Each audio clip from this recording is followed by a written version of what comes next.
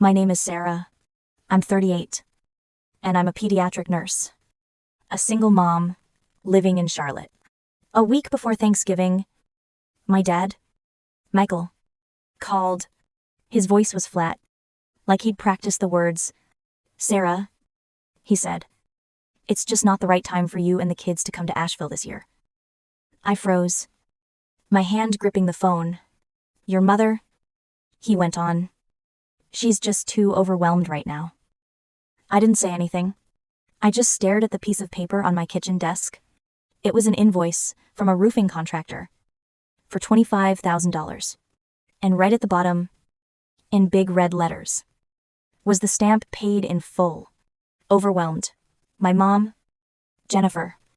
I hadn't been overwhelmed 3 months ago when she called me, hysterical. The roof was leaking. Again? The old farmhouse in Asheville was beautiful, but it was falling apart. And they never had the money. The contractor says the rot is getting into the joists. "Sarah," she'd cried, "it's going to be $25,000. We just don't have it." I looked at my own budget. As a pediatric nurse, I do okay. But as a single mom in Charlotte, there's never anything left over. "I'll handle it." "Mom," I said, my stomach twisting. "Don't worry. I'll figure it out." "Oh, you're a lifesaver. Sarah, your brother Ryan, he's just so busy with his startup. He doesn't have a dime." So, I figured it out. I picked up every double shift I could. I worked weekends, holidays, nights. My feet ached. My back was a permanent knot of stress. I felt like I was sleepwalking through my own life for 6 months, fueled by stale hospital coffee and the guilt of not seeing my own kids. When the overtime wasn't enough, I did the one thing I promised myself I'd never do. I went to the bank and cashed in the savings bonds my grandmother had left me, the ones she'd earmarked for me, for a rainy day. This felt less like a rainy day and more like a permanent storm I was funding. I paid the contractor directly, $25,000. Every cent. My plan was to drive up to Asheville for Thanksgiving. My kids, Sophia and Liam, were so excited. They missed their grandparents. During dinner, I was going to hand my parents an envelope. Inside would just be that final invoice, the one stamped "Paid in full." I imagined my dad's relief, my mom's tears of gratitude. I imagined, just for a second, feeling seen. But now, I was standing in my kitchen, my heart thudding a sick, heavy beat. I had to walk into the living room, where my 9-year-old daughter, Sophia, was reading a book, and my 7-year-old son, Liam, it was building a Lego tower. I had to force a smile and tell them, "Hey guys, I have some bad news. It looks like we can't go to Grandma and Grandpa's for Thanksgiving this year." Sophia's head snapped up, her face confused. "Why is Grandma sick?" "No, sweetie. She's just feeling a little overwhelmed. And the house is too crowded." Liam, my sweet, sensitive 7-year-old, I just looked up at me, his eyes wide with that childhood fear that everything bad is somehow his fault. His lip trembled. "Are we in trouble?" "Mommy," he asked, his voice so small, it barely made a sound, and that one question just broke me. It felt like a knife, twisting right in my chest. On Thanksgiving Day, I tried. I really did. I bought a small turkey for just the 3 of us in our tiny Charlotte apartment. I let Sophia and Liam help me make mashed potatoes, which mostly meant they made a floury mess and giggled. We watched the parade on TV, and I pointed out the big floats, my voice sounding artificially bright. I told them we'd make our own traditions, that this was special. Just us. They seemed to buy it. But they were quiet. Too quiet. That evening, after they were finally asleep, I sat on my couch in the dark, the silence of the apartment feeling heavy. I opened my phone, my thumb hovering over the social media app. I knew I shouldn't. I knew it would only hurt, but I did it anyway. It was the first thing I saw. My brother's new girlfriend had tagged my mom. Jennifer, inadozen fotos? There they all were. All of them. In my parents' warm, cozy dining room in Asheville. The one with the big oak table. Mom, Dad, my brother, Ryan, holding a glass of wine, looking successful in a new sweater, his new girlfriend, who I'd never even met. They were all smiling, laughing. The table was groaning with food. So thankful for our beautiful family, the caption read. My blood ran cold. My throat tightened. And then I saw it. In the second photo, my mother, Jennifer, was sitting in her armchair, beaming, and on her lap, nestled in her arms, wearing a tiny red bow, was a puppy. A brand new, purebred, $4,000 French bulldog. My hand started to shake. A $4,000 dog was welcome. My mom, who was too overwhelmed for her own grandchildren, had room for a puppy. I'd been working double shifts at the hospital, my feet bleeding, to pay for a roof over their heads. My brother, who hadn't paid one of their bills in his life, was celebrated for bringing home a trophy dog. I sank back into the couch, the phone hot in my hand. This wasn't just favoritism. This was something else. This was the story of my entire life. I finally understood that in some families, especially families with a parent like my mother, it isn't about love. It's about roles. I've heard the psychology terms for it before, but now I was living it. The scapegoat and the golden child. I was the scapegoat. I was the reliable one. The nurse. The fixer. I existed to carry the family's burdens, my sacrifices. Like the $25,000 roof, were never seen as gifts. They were just my function. My help was an expectation, my sacrifice invisible. My brother, Ryan, was the golden child. He carried the family's hopes. He was the startup founder, a title that always sounded impressive, but, as far as I could tell, meant he was always pre-revenue and always needing a loan. But it didn't matter. His failures were excused. His presence was a gift. My success, my career, my ability to pay my own bills, my ability to pay theirs, it was almost a threat. It proved the system was wrong. But Ryan, with his flashy promises and his designer dog, he fit the image my mother wanted to project. That puppy was a status symbol. My children, real, noisy, and needing attention. They weren't overwhelmed. They just preferred a trophy to a burden. I looked at the picture of that little dog on my mom's lap one more time, and I realized I wasn't just angry. I was done. 2 days later, there was a knock on my apartment door. I wasn't expecting anyone. I opened it, and my dad, Michael, was standing there.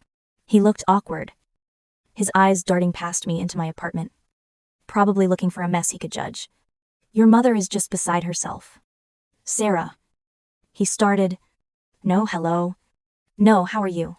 Just the accusation. She's been crying for 2 days. When are you going to get over this and call her? I just looked at him. I wasn't the angry, shaking person I'd been on Thanksgiving. I was cold. I was a block of ice. Get over what? Dad. The fact that you lied to me. He flinched. We didn't lie. Your mother was just... It was too much. Right. I pulled out my phone and opened the picture. The one of my mother, Jennifer, smiling, with a $4,000 French bulldog on her lap. I held the phone up so he could see it. You had room for a $4,000 trophy puppy. Michael, I said, my voice quiet but shaking with a new kind of strength. But you didn't have room for your 9-year-old and 7-year-old grandchildren. My children... His face went pale. I looked down, just like he always does. He started to fidget. Sarah, you know how your mother gets... She gets an idea in her head. That was his one move. The enabler's classic defense. Blame the narcissist. But do nothing to stop her. I know exactly how she gets... Dad, I said. I held up my hand. And I'm done. I'm canceling the roof. His head snapped up. His eyes were wide. The confusion on his face was replaced by a dawning belle aurore. He finally understood. This wasn't a tantrum he could wait out. This was a consequence. You can't. He stammered. The contracts. The deposit. Go home. Dad. I walked to my door and held it open. Go back to Asheville. He looked at me, his mouth opening and closing, but no sound came out. He saw the look on my face, and he just left. He shuffled out the door. A weak, defeated man. The second I closed it, my hands were shaking. But not with fear. With adrenaline, I walked to my kitchen, picked up my phone, and called the roofing company. A man answered. I explained that I needed to stop all work and cancel the contract. Effective immediately. Ma'am, he said. Confused. You've paid for most of the materials. We're scheduled to start Monday. I understand. I said. My voice steady. I need to cancel. There was a long sigh on the other end of the line. Okay. Well, as per the contract you signed, if you understand you'll be forfeiting the deposit and a cancellation fee, let me see. It's a $5,000 fee. My stomach dropped. $5,000? That was my entire emergency fund. The money I'd kept liquid in case one of the kids got sick, or the car broke down. It was a crippling amount. My first instinct, the old good daughter instinct, was to cave. To say, oh, never mind. That's too much. But then I thought of that puppy. I thought of my son's face. Are we in trouble? Mommy. I took a deep breath. I understand. Please send me the final invoice for the cancellation. I'll pay it today. I hung up the phone. And in that moment, I understood something. For the good child, the one who is trained to always say yes, the one who is the fixer. The first no is the most terrifying and most powerful moment of their life. We're taught that setting a boundary is an act of aggression, that it's selfish. But it's not. It's an act of self-preservation. That $5,000 wasn't a loss. It wasn't a fine. It was a purchase. It was the price of my freedom. It was the first payment I had ever, in my entire 38 years, made to myself. An hour later, my phone exploded. It didn't just buzz. It vibrated so hard on the counter, it sounded like an alarm. A flood of notifications. My mom, Jennifer, hadn't just called me. She hadn't texted me. She had gone public. She had posted in the Asheville Community Facebook group, a public forum with thousands of members. It was a long, tearful novel of a post. It was a masterpiece of manipulation. She wrote about how, with a heavy heart, she had to share her pain, how her own daughter, to me, had selfishly refused to help her and my father after their roof was destroyed by storms. She painted a picture of two elderly people on a fixed income, terrified in their leaking, cold home. She never mentioned the $25,000 I'd already paid. She made it sound like I'd done nothing. The post ended with, "We don't know what we did to deserve a daughter who would put her elderly parents' health at risk. All out of spite. Please pray for us." My cheeks burned. I felt sick. My hands were white-knuckled on my phone. And the comments were a fresh wave of humiliation. Her friends, Lisa and Melissa, were the first to pile on. Jennifer, this is heartbreaking. I always knew Sarah was a stubborn one. That's just heartless. Jennifer, you and Michael don't deserve this. Strangers were chiming in, calling me ungrateful and selfish. She had twisted my sacrifice into a weapon to make me the villain. I wanted to scream. I wanted to type a reply, listing every bill I'd paid, every double shift I'd worked. I wanted to post the picture of the $4,000 dog, but I stopped. I knew it was useless. They would just twist it again. Instead, I opened my email. I found the new invoice from the roofer. The one that clearly showed contract cancellation fee $5,000. I took a screenshot. I opened my family group chat. It was silent. I attached the photo. My fingers hovered over the keyboard. Then I typed one sentence. My gift to myself. Do not contact me again. I hit send. And the group chat went dead silent. A week passed. The family chat remained a digital graveyard. The post on the Asheville community page was eventually taken down by moderators after, I suspect, the roofing company saw it. But the damage was done. I'd heard through the grapevine that my parents' friends, Lisa and Melissa, I were telling everyone I had stolen money from my parents for a roof that was never even started. The lie had taken root. I was in a strange, cold quiet. I wasn't waiting for an apology. I wasn't waiting for anything. I was just numb. Then, a certified letter arrived. It was a thick, formal envelope. My name and address were typed, but the return address from Asheville was in my mother's sharp, unmistakable handwriting. I had to sign for it. My hands were steady as I took the pen from the mail carrier. I put the kids in front of the TV with a snack and went to the kitchen counter. I opened it. It wasn't a letter. It was a legal document. A few pages, stapled together, full of dense legal text. But I didn't need to read the whole thing to understand it. The title on the first page said it all. It was an official amendment to my parents' will. I, Sarah, and my issue, which meant Sophia and Liam, were being formally and permanently removed from all inheritance. Tucked into the fold of the last page was a small note on my mom's flowery stationery, just one sentence in her perfect, looping script. You've made your choice, Sarah. So have we. This was it. The final move. The checkmate. They were cutting us out, not just from their lives, but from our family history, wiping us off the map. I stood there, at my counter, holding the papers. I should have been devastated. I should have been crying.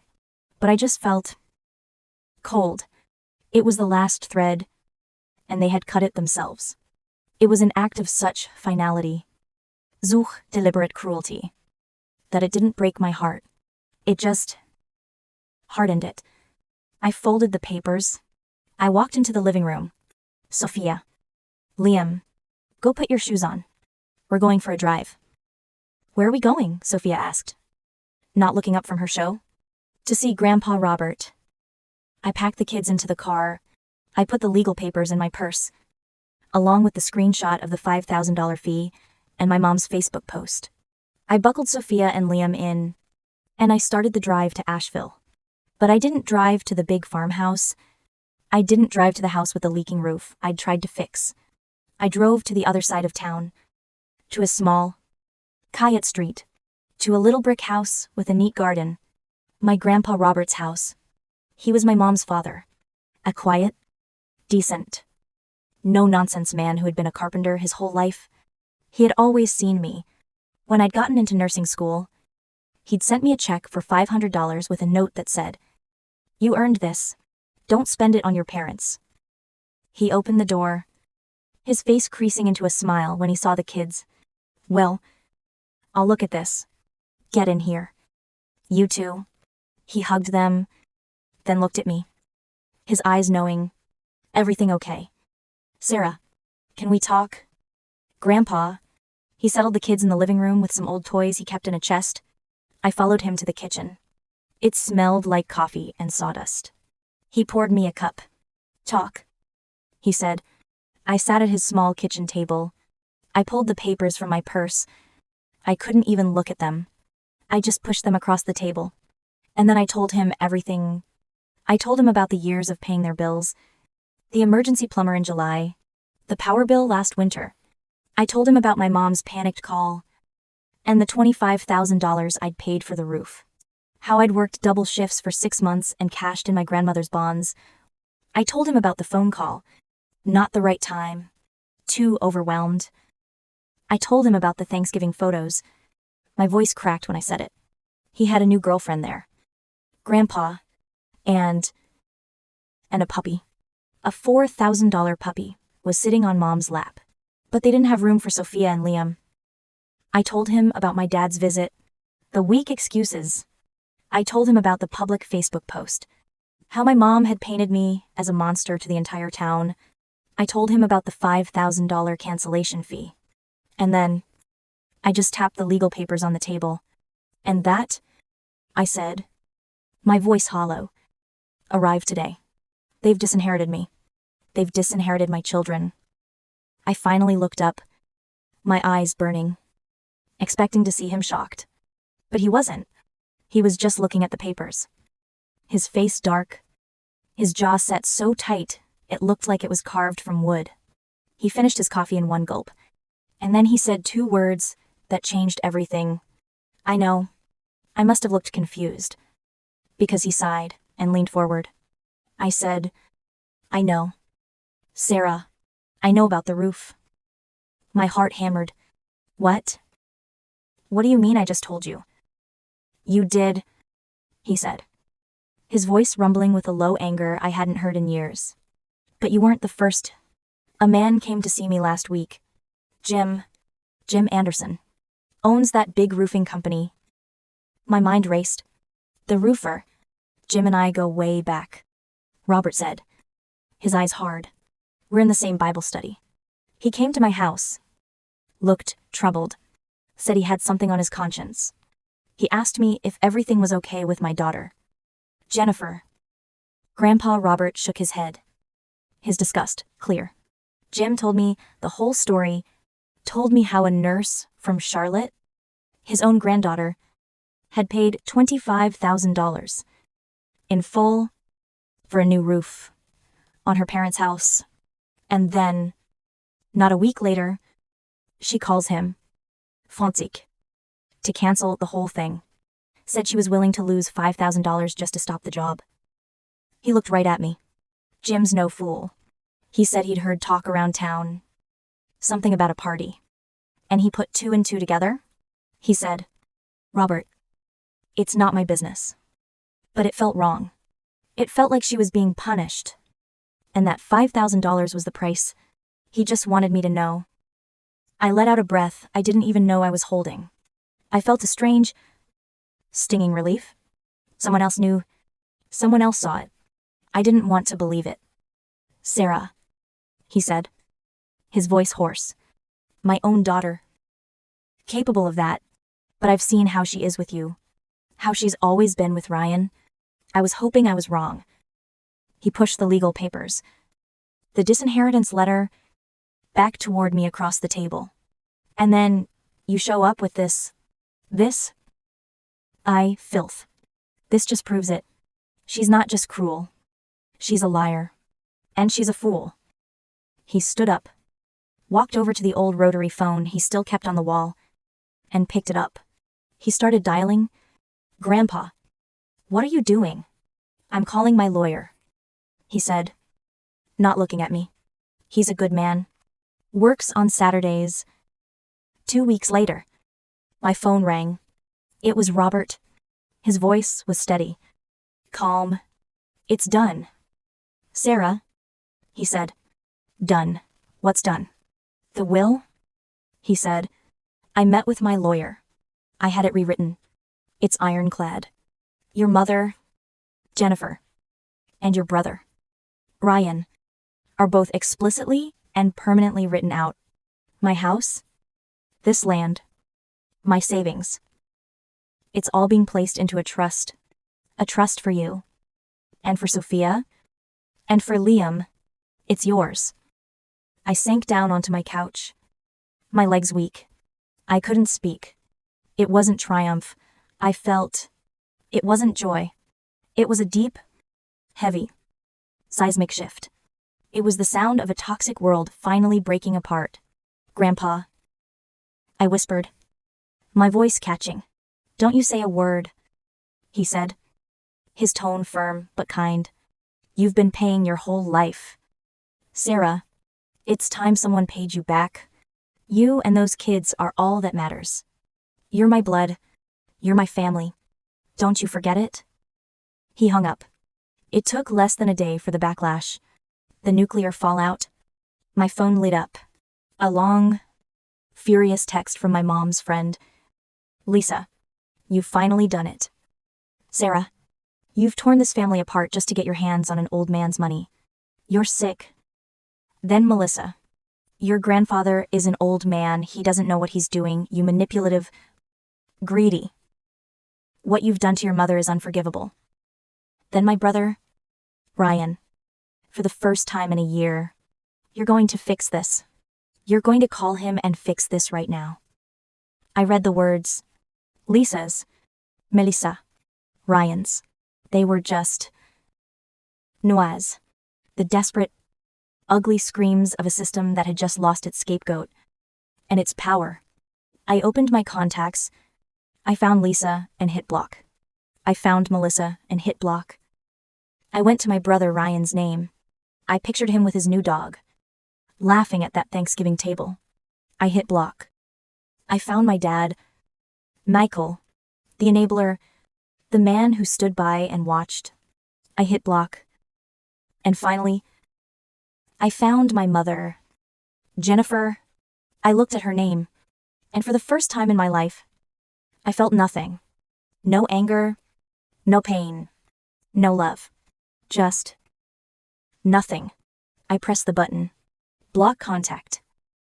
The silence that followed was the first real peace I'd felt in 38 years. After I'd blocked them all, a strange quiet settled over my life. It felt like the air after a violent thunderstorm, clean, sharp, and new. I sat at my desk a few days later, looking at my bank account. There was still $5,000 in my savings. The money I'd earmarked for my parents' next big emergency, probably their property taxes. I'd held on to it, like one last, frayed rope connecting me to them. After everything, the lies, the public shaming, the disinheritance of my children, the ultimate validation from my grandfather, I realized I owed them nothing. But I owed myself this one last act. I logged into my banking app. I typed out a transfer to my mother's account, $5,000. In the memo line, I wrote a simple note. This is the last thing I owe you. My finger hesitated over the send button. My chest tight. Not with sadness, but with finality. Then I pressed it. I watched the balance drop. It wasn't about the money. It was about closing the door. Forever. The story ends 1 year later. It's Thanksgiving. My apartment in Charlotte is warm, and it smells like cinnamon and roasting pumpkin. My daughter, Sophia, is standing on a chair, her face smudged with flour, meticulously crimping the edge of a pie crust. Liam is laughing, smearing pumpkin filling on his cheeks, insisting he's helping. We're a mess. The kitchen is covered in flour, but we're laughing. We're peaceful. It's not a big, fancy house. It's not a perfect, curated family photo. It's just ours. Looking back, I learned something so important. We're all taught that blood is everything. That family is a bond you can't break, no matter how much it hurts you. But I don't believe that anymore. True family isn't about blood. It's not an obligation. It's about respect. It's about safety. It's about who shows up and sees you. My grandfather, the roofer who told the truth, they were my family in that moment, protecting my children and protecting my own peace. Meant having the courage to let go of the family that was hurting us. I had to stop trying to earn a seat at a table I was never invited to. I realized I could build my own. I didn't lose a family. I just freed one, my own. Story 2, The Founder's Homestead, is for Megan. My father, Robert, announced, his voice booming across the grand wine cellar. This wasn't a quiet family gathering. It was a full-blown PR event to launch our new collection, complete with journalists and local influencers. Everyone cheered. The flash of cameras bounced off the silver wine buckets. My little sister, Megan, was practically glowing. She'd just finished her marketing degree. And now, Dad was handing her the title of creative director and the keys to the $30 million estate our grandfather built. I stayed in the back, half hidden by an oak barrel As everyone raised their glass to toast Megan and her new life, I quietly opened the legal app on my phone. I saw the final confirmation, 10:59 a.m., right on schedule. And I smiled. This party wasn't for our new wine. It was for Megan. It was always for Megan. My sister and I were two sides of the same coin, minted in different decades. She got the shiny, parent-funded marketing degree from a private university. She was the face of the brand. I was the hands. I got a degree in sustainable agriculture from a state school. I paid for it myself by working nights and weekends at a rival vineyard, learning soil chemistry and grape rot. The things my father, Robert, found distasteful. My graduation, 8 years ago, was a quiet dinner at the Cheesecake Factory. My parents gave me a card with a $1,000 check inside. My mother, Jennifer, said, "We're so proud you're finally done with all that dirt." A $1,000 check. Megan was just handed a $30 million legacy and the title of creative director. "I'm thinking we knock out this entire wall," Megan said, gesturing wildly to the journalists. "The rustic look is so dated. I want clean lines. White marble. Maybe a water feature?" My mother, Jennifer, nodded eagerly. "Whatever you need, sweetheart. The homestead should reflect your vision." My vision was of the clock on the cellar wall, 10:45 a.m. 15 minutes. My phone vibrated in my pocket, not a text. It was a calendar alert from my legal team. The subject line was simple: activation. I had spent my entire life being the responsible one, the quiet one, the one who actually understood the land our entire fortune was built on. While Megan was learning to market wine, I was learning how to make it. And for years, I had been planning for this exact day, this exact minute. My grandfather, the man who actually built this place, had seen this coming. He saw my father's obsession with image. He saw my mother's enabling. And he saw me. 10:46 a.m. 14 minutes. I felt another vibration. A text from the estate attorney. "All documents are executed, awaiting the final transfer. Your grandfather would be very proud." I took a sip of the new Cabernet. It was thin. Dad had clearly rushed the harvest to meet the launch date. I watched Megan laugh, soaking in the applause. Let her have this moment. Let her plan her white marble renovations. In 14 minutes, she'd need my permission to change a light bulb. The last 15 minutes dragged on. I thought about my real job, the one my family knew nothing about. For the past 3 years, I wasn't just helping out at some small local winery. I was the head of soil science for our biggest competitor, the one that was systematically beating us in every awards category. I was the one developing the techniques that were making their wine better. While my own family's legacy was being bottled and sold thin, my brother, Ryan, nudged me. "You gonna eat that? Or just stare at it?" I pushed the tiny appetizer plate toward him. "You can have it." Then, the clock on the cellar wall struck 11 a.m. As if on cue, my father's phone rang. A loud, obnoxious ringtone he'd set for his most important contacts. He glanced at the screen, and his smile tightened. It was the family's law firm, the one that managed the estate. "Excuse me, everyone," he said, forcing a laugh. "The price of success? Always on call." He stepped outside onto the stone patio. Through the thick glass doors, we could all see him. At first, he looked annoyed, waving his hand as if dismissing something. Then he went still. He stared at his phone. His expression shifted from annoyed to confused. And then, his face went pale. The kind of white, blood-drained pale. That means the bottom has just dropped out. The party's laughter died down. Everyone was watching him. He ended the call, fumbled with his phone for a moment, and then walked back inside. He walked right past Megan, who was posing for a photo. He ignored my mother. He walked straight to me, his eyes wide. "I need to speak with you. Now." He grabbed my elbow, not gently, and pulled me into a small alcove by the tasting bar. away from the journalists. "What is this?" he hissed, shoving his phone in my face. It was an email from the board, from the attorneys. I read the subject line out loud. Notice of corporate charter activation. "Read the rest of it," he demanded, his hand shaking. "The dormant succession clause, triggered upon the 30th birthday of the designated heir, has been activated." I read. He snatched the phone back. "It says you, Clara. It says you are now the controlling shareholder and the new president of the entire estate. This is some kind of sick joke, isn't it? It's a mistake." I looked at him calmly. "It's not a mistake, Dad. It's right." His face crumpled in disbelief. How could you possibly know about this? Your grandfather died when you were 16. He never would have." "He told me," I said, cutting him off. "Right before he passed. He was very clear about what would happen today. He told me everything." We walked back to the center of the cellar. The music had stopped. The journalists were whispering, sensing a story far better than the one they'd been invited for.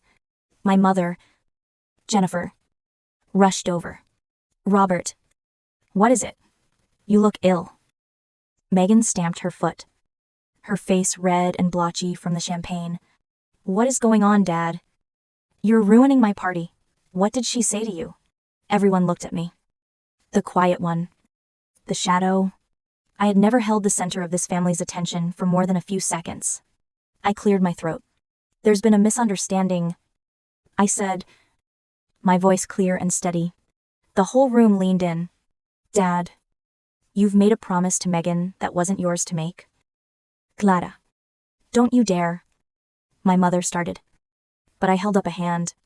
"This estate," I said, looking around at the massive oak barrels and stone walls, "is not owned by my father. It hasn't been for 15 years. It is a corporate asset managed by a charter established by my grandfather." The room was dead silent. Grandfather's charter was very specific. He created a dormant succession clause. The estate was to be managed by a board until the eldest, most competent heir turned 30. At that point, full controlling interest, and the title of president would transfer to them. I looked at my watch. As of 11 a.m. today. That's me. Megan left. A high-pitched, nervous sound. That is the most ridiculous thing I've ever heard. "Dad, tell her she's lying." My father just stared at his feet, his face ashen. "He can't," I said, "because he just received the notification. You all seem to think this is just a fancy house and some fields. You're wrong. This is a $30 million corporation. A corporation that, despite my father's best efforts to run it like a personal piggy bank, has been generating over $80,000 a month in net income. Income that has been sitting in a corporate account, managed by the board, just waiting." My mother looked like she was going to faint. 80,000 a month, Robert. What is she talking about? She's talking about the money. I said simply, "The money you've been spending, and the money I've been tracking." Grandfather set up the charter to prevent exactly this, to protect his legacy from impulsive management. I looked right at my father when I said it. He wanted someone who understood the land, not just the label. Megan's face went from disbelief to pure, unfiltered rage. "Then change it," she screamed, her voice echoing in the suddenly quiet cellar. The journalists were recording everything now. "You just said you're in control, Clara, so be in control. Just give me the homestead, Dad promised." "I can't do that, Megan. That's just lawyer talk for, I'm keeping it all for myself," she spat. "Actually," a new voice cut in. It was my Aunt Susan, my father's sister. She was a quiet member of the board, someone my father had always dismissed as sentimental. She stepped forward. "She's right, Megan. She can't. Your grandfather," my father was terrified of this. He was terrified that Robert would treat this legacy like a credit card and that the rest of us would let him. My father shot her a look. "Susan, this is not the time." "It's precisely the time," Susan said. She looked at me with sad, tired eyes. "Your grandfather's intentions are perfectly clear, and he knew who he could trust. My father was about to argue, but I held up my hand. She's right, I said. He didn't just leave instructions in the charter. He left this. I reached into my bag and pulled out a worn, leather-bound book. The Founder's Ledger. My father's face went white. He knew exactly what it was. It was the book our grandfather wrote everything in his planting schedules, his formulas, his philosophy. I opened it to the last page. A page I had read 1,000 times. The ink was faded, but the handwriting was strong. I am reading this, I said to the room, not to shame anyone, but to honor the man who built this. I read his words. This legacy is more than dirt and grapes. It is a testament to patience. It must be protected from fast hands and slow minds. I paused, letting the words hang. He left a final note. For my father? I looked directly at Robert. Robert, my son, I love you, but you value image over substance. You would sell the roots to paint the leaves? You will bankrupt this family's spirit long before you bankrupt its wallet. For this reason, I am placing the future of this land in the hands of the only one who shares my heart for it. I trust Clara. She will keep it safe. The silence was absolute crating. The truth was finally out. Megan looked at my father, who wouldn't meet her eyes. Then she looked at me. It was a look of pure hatred.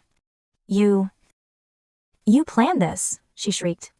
You were always jealous. You couldn't stand seeing me get something, so you ruined it.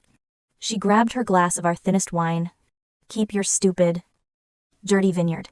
She hurled the glass against the stone wall, where it shattered, spattering red wine across a row of new barrels.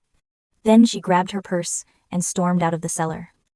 Shoving a journalist on her way, my mother, Jennifer, after a moment of stunned silence, ran out after her. Megan, sweetheart, wait. The party was officially over. My mother, Jennifer, didn't stay with her long. She came back into the cellar a minute later, her face tight with a fury I had never seen directed at anyone but a slow waiter. She walked right up to me, and her voice was a low whisper, more venomous than any scream. How could you humiliate your sister like that, in front of all these people?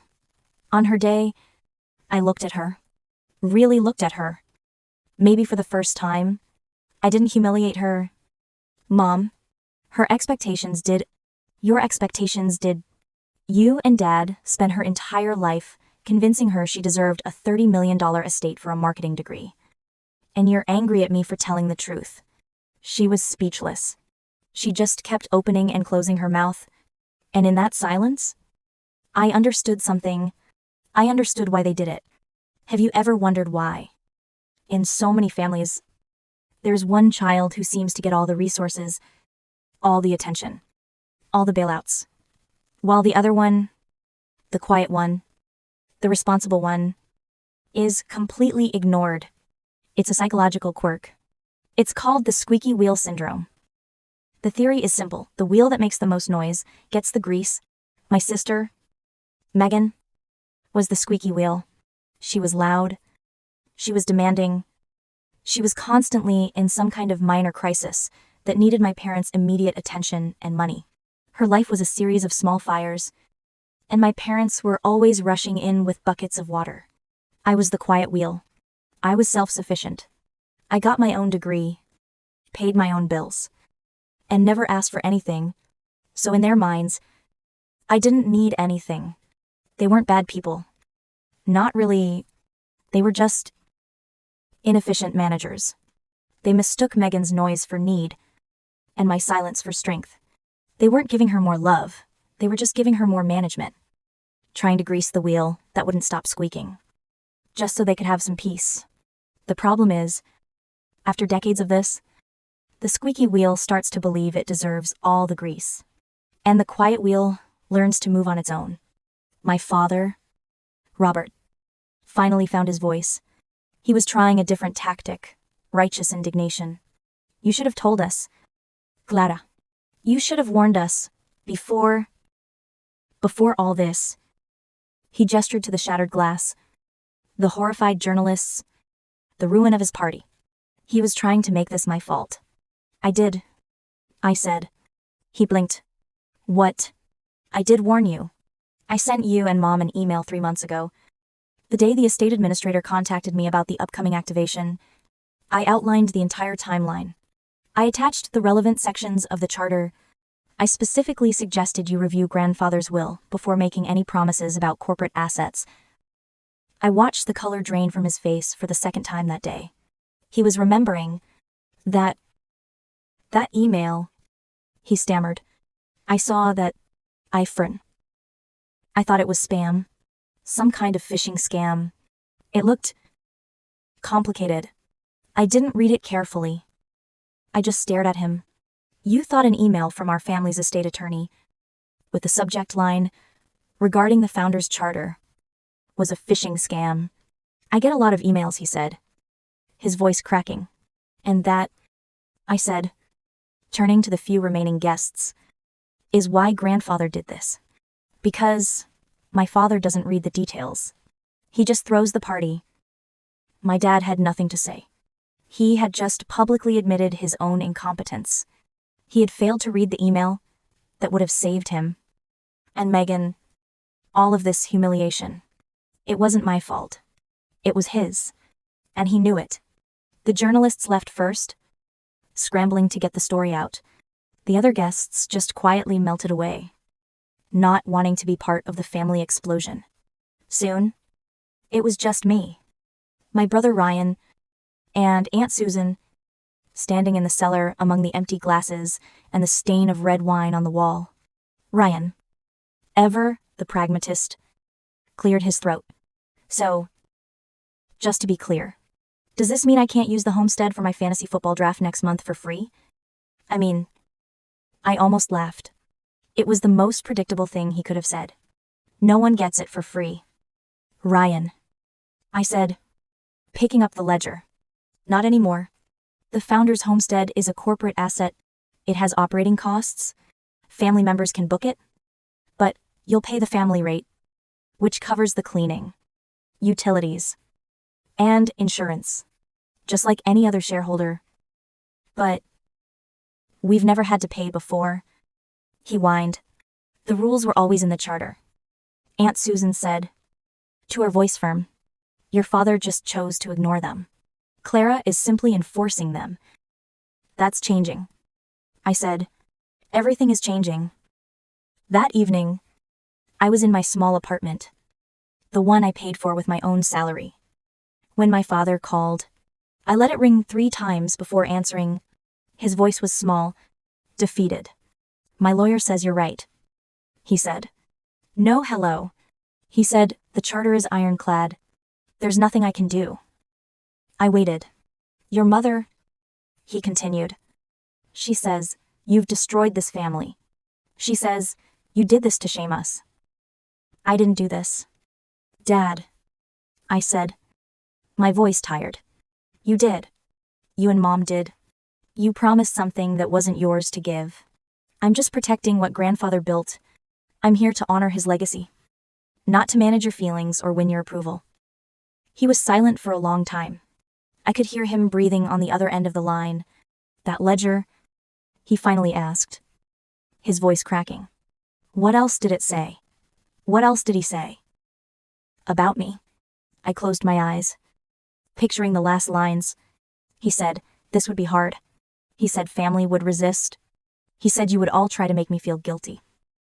And he said, I took a deep breath, that I must stand firm, that I was the keeper of the roots. He was right. Dad, I heard a small sound, like a soap cut short, and then he hung up. I walked to my window and looked out. I couldn't see the vineyard from here, but I could feel it. I felt the weight of $30 million, of a 30-year plan clicking into place. And I thought about all the other people out there, the ones who feel like I did, if you are one of them. If you, like me, have spent your life being the quiet one, the competent one who gets overlooked, the one who has to work twice as hard for half the recognition while someone else gets applauded just for showing up. If you are the one who has to be your own parent, your own safety net. The one who is always expected to be fine, while others are allowed to fall apart. I want you to understand this. Your silence was not weakness. It was observation. Your self-sufficiency was not a flaw. It was your training. You weren't being left behind, you were being forged. And when your moment comes, when the charter is finally activated, your competence will speak louder than any empty promise ever could. Don't seek their approval. They will never give it. Seek your legacy and protect it.